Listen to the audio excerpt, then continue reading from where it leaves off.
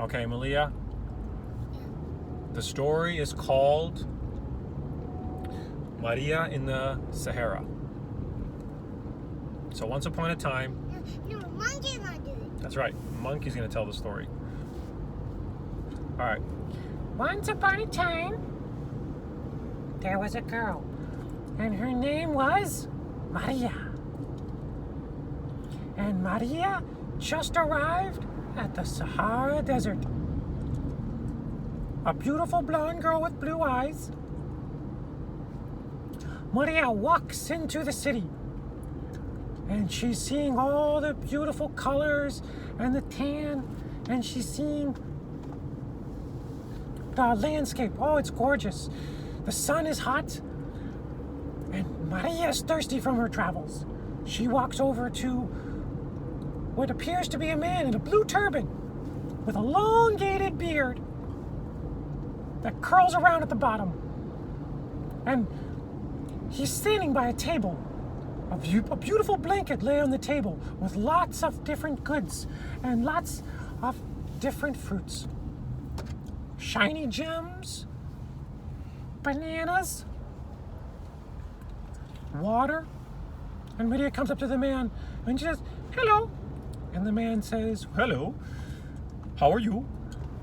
and Marria says, "Oh, I'm good. I'm going to go adventure out into the Sahara Desert. I can't wait to see the sand dunes and climb to one of the top with a camel." Oh, that sounds amazing. Excuse me, my name is Amin. And please, would you like to buy anything?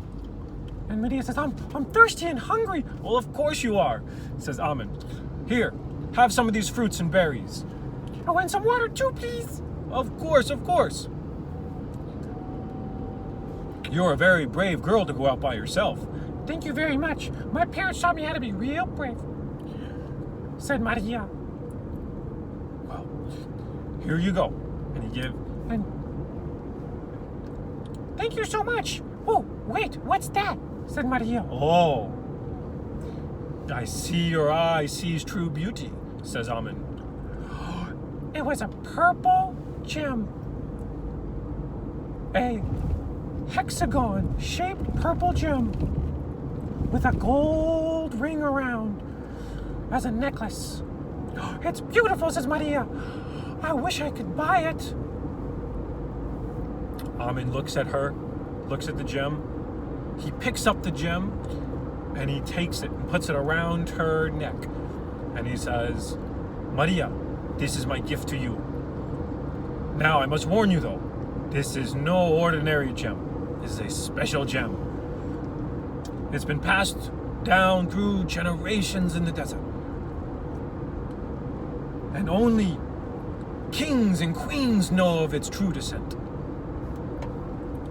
And Marria was so happy, and she said, "Thank you, Amin. That's so nice of you." And so then she goes and walks up and finds a camel, where she gets a camel and goes off into the Sahara Desert. And as she's riding, the heat is so brutal, and she starts to drink all her water. And the camel that she's riding with,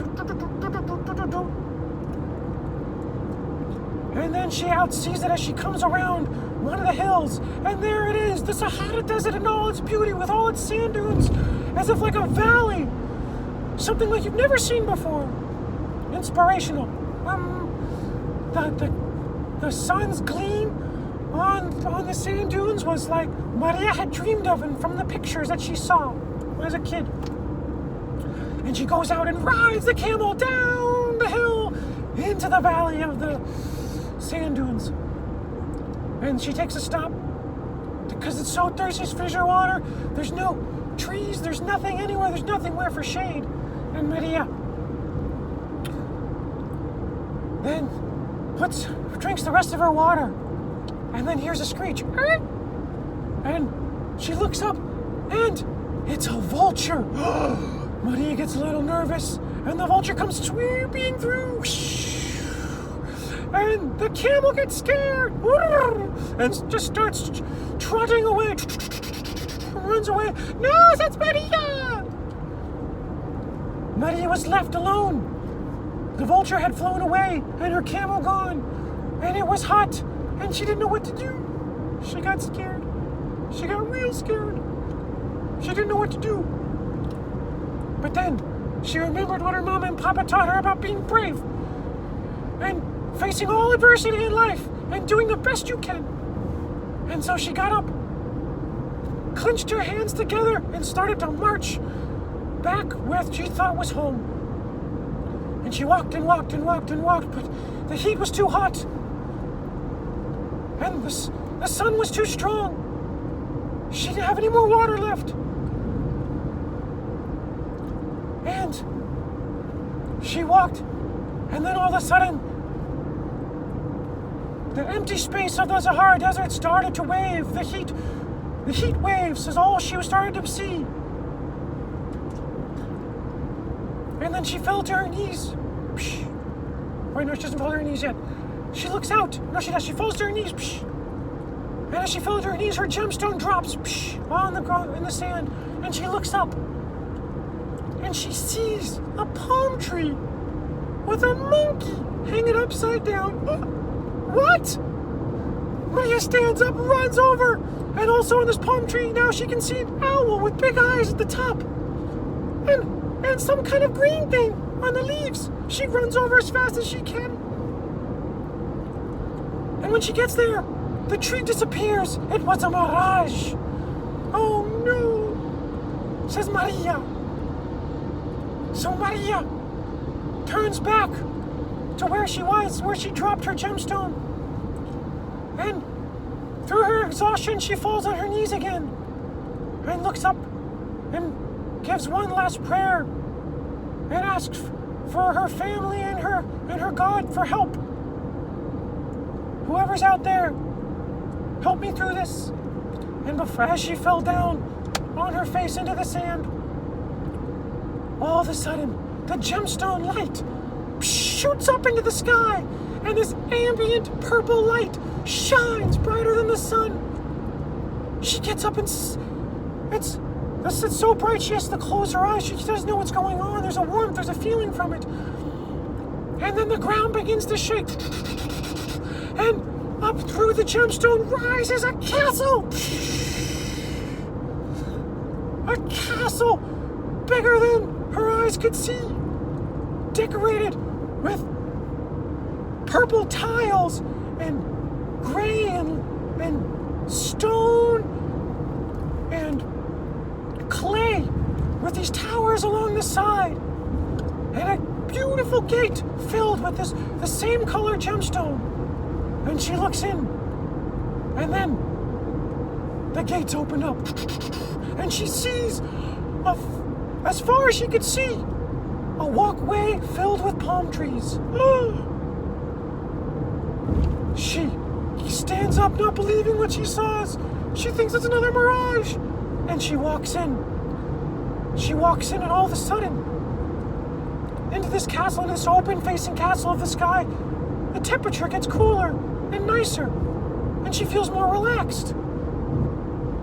She walks through and walks down the passageway, and then all of a sudden, in amazement, and she hears, what's that? What's that? Said Marria. What's that? She turns around, nothing. She looks up the trees, nothing. She sees a pruffle, a shuckle. The wind blows some of the trees, and it shuffles around. And Marria keeps walking, and then she hears again, who's there? And Marria gets scared again. She keeps hearing this. She keeps hearing Marria keeps hearing the giggles, and she's not seeing. She's getting scared again. But then she does it. She gets brave again. She remembers and gets brave. And says, "Hey, you! My name's Marria, and I'm not scared. Now come out, whoever you are." And so no one comes out, and there was a silence still. And so Marria kept walking out. She turned around, and then when she turned around back, there was a monkey hanging from a palm tree. Oh, and she got scared and jumped and fell down. Ah!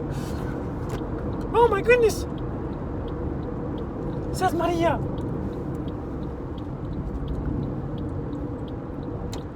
Oh, I gotta take this turn. And so said Marria. And then the monkey giggles again. And then starts running away down the corridor where the palm trees lead. And she runs after. No, wait, hey, come back! And Marria runs after her. And then she almost stumbles because where it leads to is an open giant arena, similar to the Romans.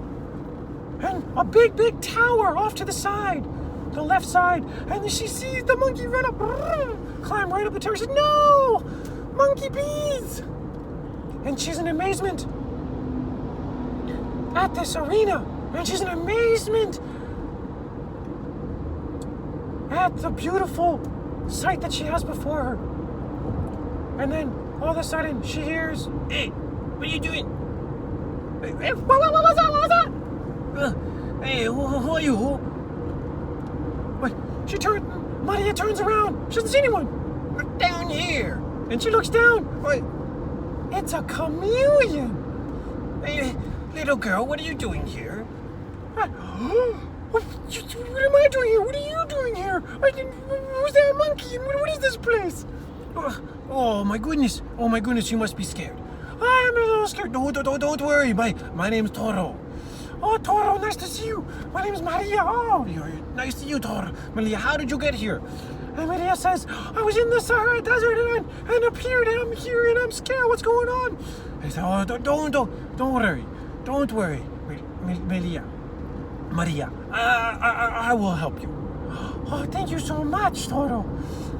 What's going on? Oh, it's okay. Oh, Jojo, you get down here. Stop scaring this little girl. Said she heard from afar. And Toro jumps on Maria's arm and jumps on her shoulder and says, oh, don't worry. I got you. What do you mean you got me? I got you. You know what I mean. Jojo, get down here. And then the monkey comes down. She slips as he jumps through the hoops and slides down to him and says, hoo, hee, sorry. Yeah, excuse Jojo, says Toro. He loves to have fun. It's all he has. That's all he has? What do you mean? What do you mean? It's all he has here. What do you mean it's all he has here? And Toro says, oh, Jojo, you didn't even tell her. What do you mean I didn't even tell her? What do you mean tell her? Oh, Jojo. And Jojo's like, yeah, I'm sorry. I haven't said anything to her yet. And then Toro sees Marria and says, you must be thirsty and hungry. Oh my goodness, says Marria. Marria had forgotten all about her thirst. But she remembered now. And they went like, come with us. Come on, Jojo, lead the way. Okay, and so Jojo led the way.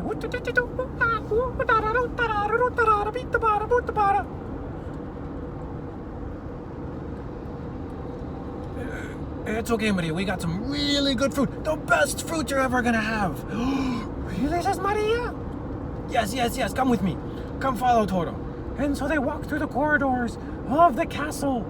The sun was beating strong, but still the light wasn't as strong as she had felt when she was out in the desert. And so they walk until they come to... Welcome to the Oasis Grove, says Toro.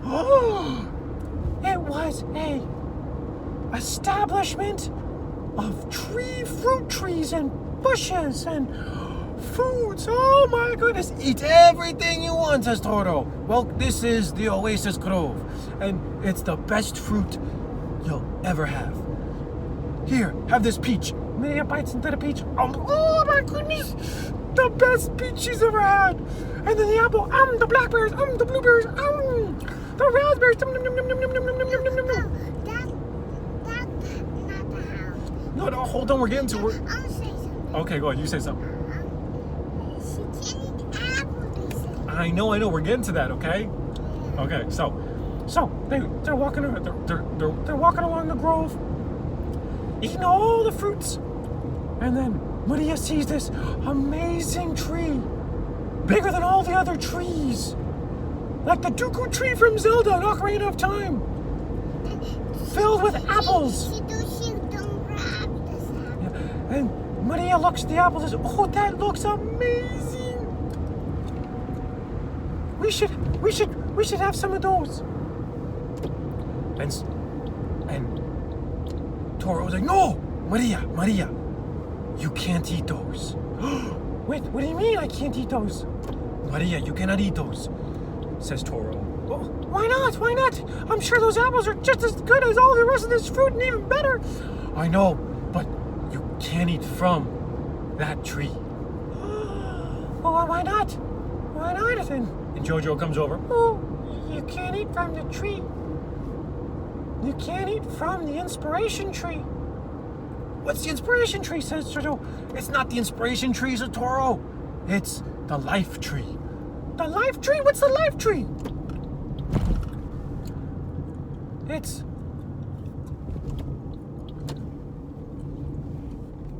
It's a tree you can't eat from." "Well, why not?" says Maria. "Because we've all eaten from it." What do you mean? What do you mean? We stopped here before.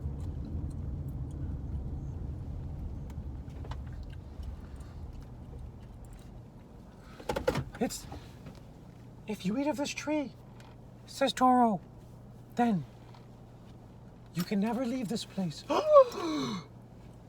What? I'm finished. I'm potty. And so,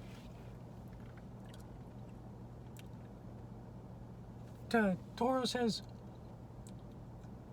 "Well, you have to trust us, Maria." Maria says, "But I want it so bad. I want to try to eat it so bad. Because it looks so good." She couldn't help but look at it. It looked amazing. She couldn't look at anything else. As if she saw everything within that apple. And the tree. And Toro says, "Jojo, get Hoots. Oh no, his name's not Hoots, but the owl. Get Albert. Get Albert." And Jojo says, "Allie! Allie!" And then, from the perch of one of the trees, of the tree itself, Maria then sees a pair of eyes open. It was Allie. It was Allie. Allie the owl. And Allie flies down and lands right in front of the tree in front of Maria and says, "Whoo! Do not eat of the tree, please. Not good idea. Totally not good idea. Yep, totally not good idea. I'm very smart. These guys know what they're talking about." "Well, how do you know?" says Maria. And the owl says, "I am the keeper of the tree. I keep the secrets of the tree." Maria says, What secrets? What's going on? Why can't we have that apple?" And Hootie says, "I cannot tell you, but you cannot have this tree. Or if you do, then you will stay here forever." "Are you here forever too?" says Maria. Yes, says Allie. "I am the keeper of this tree. I am here to warn off anyone who tries to eat from it and save them from this place." "What do you mean save from this place?" says Maria. "It is amazing. It's beautiful. I've never seen anything like it before. I want to stay forever." "No, you should not." And Maria, contemplating with this situation, looked. And she couldn't help herself. She moved past the owl. "No," says Toro, "don't do it." But Maria was blinded by the tree and the apple. And she came in and reached up and was going to grab the apple, and she was right there. But before she did, she heard the inner voices of herself that told her that all good wisdom has said not to eat of the apple. She's not to eat of the apple. And so she turns away, but she trips, and the apple falls into her hand as she grabs it, and she falls down. "Oh no," says Toro. "Oh," says the monkey. "The apple." And Maria says, "No, I didn't mean to." And Allie was like, "Oh, it has been done.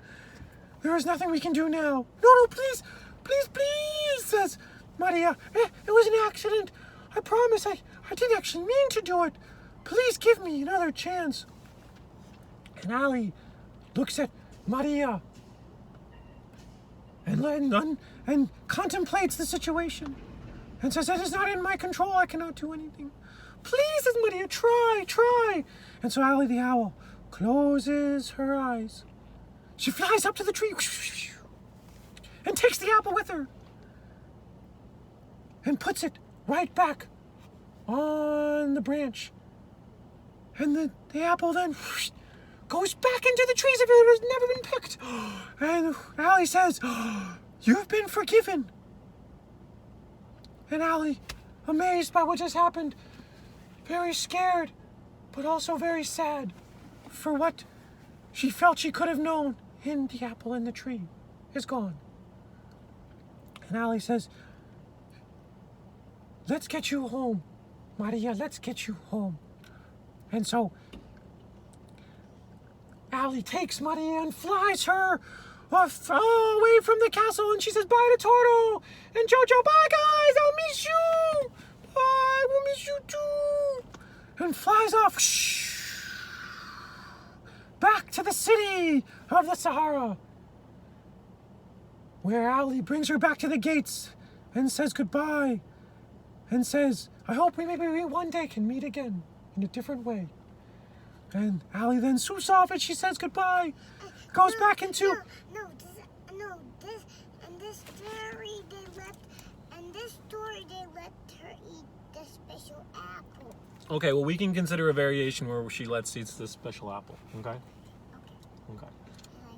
I mean, we can think of other things too, right? But that's a good idea though. So we can have a version of the story where she doesn't and she flies home, and there can be a version where she's actually allowed to eat the apple, but everything's still okay and allowed to leave. No, she still needs to stay on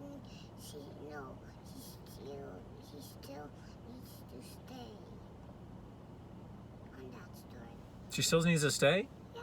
Well, she can stay and hang out with them, but she eventually gets to leave too, though. She can. Well, no, she can. We don't want her to stay forever. I mean, okay, maybe one version she stays forever, but that's not the nicest version. I like the version where she gets everything. No, Or one or the other.